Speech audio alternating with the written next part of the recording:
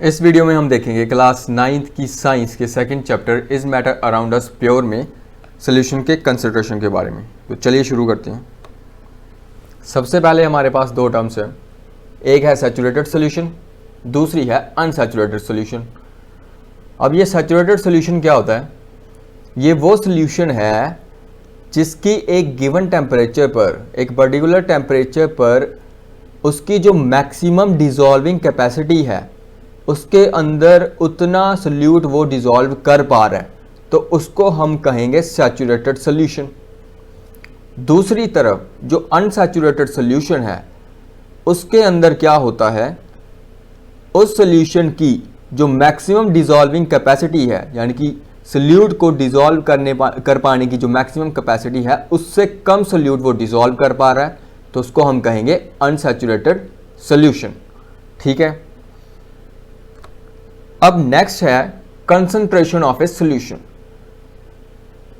Concentration of a solution की जो definition है वो क्या है? It is the amount of solute present in A given amount of solution. कि सोल्यूशन में कितना अमाउंट में सोल्यूट प्रेजेंट है उसको कहेंगे कंसंट्रेशन ऑफ ए सोल्यूशन। यानी कि हमें पता होना चाहिए कि एक सोल्यूशन में कितनी मात्रा में सोल्यूट प्रेजेंट है, वो हो जाएगा उस सोल्यूशन की कंसंट्रेशन। ठीक है। और इसको निकालने के, सोल्यूशन की कंसंट्रेशन को निकालने के तीन मेथड हैं। पहला है mass by mass percentage of solution, जिसका फार्मूला है ये।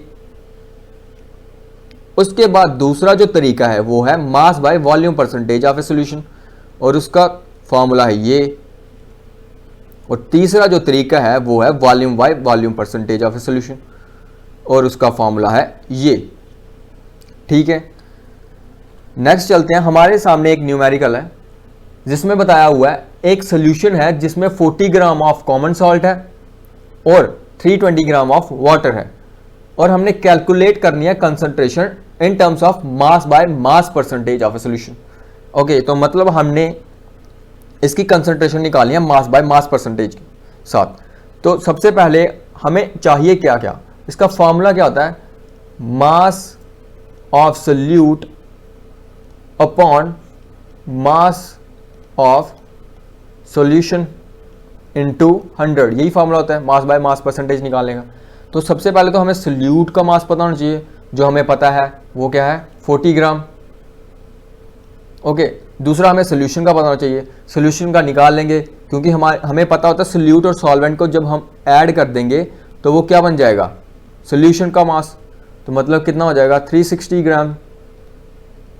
मैंने बताया था पीछे वाली वीडियोस में भी कि सोल्यूट और सॉल्वेंट क्या होता है। सोल्यूट वो है जिसकी मात्रा सोल्यूशन में कम है, और सॉल्वेंट वो है जिसकी मात्रा सोल्यूशन में ज़्यादा है।